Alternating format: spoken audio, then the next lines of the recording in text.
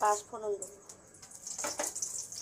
1 চামচ তেল দিয়েছি আর পেঁয়াজটা দিয়ে দিলাম। পাঁচফোড়নটা পেঁয়াজটা দিয়েছি, একটু হচ্ছে ভাজা ভাজা। এবার আলুটা দিয়ে দেবো, যেহেতু ছেঁচকি। আলু দিয়ে ভালো করে নাড়তে হবে, তারপরে বেগুনটা দেবো। নুন দিতে হবে, স্বাদ মতো নুন দিলাম। ওটাকে একটু ঢাকা দিয়ে দিই।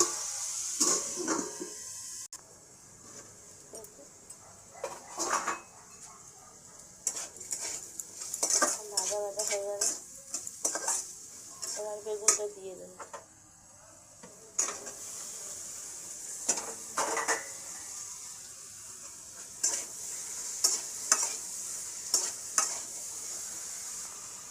একটু জল দিয়ে দেবো।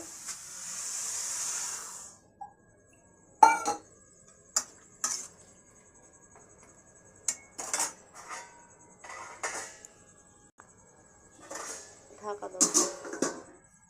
আগুনটা কম করে দিলাম, খুলে দেখি।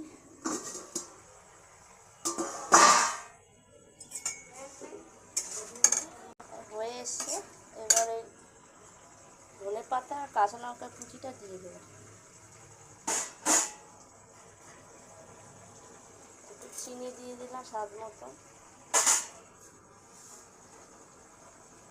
গোলমরিচের গুঁড়ো অল্প দিলাম।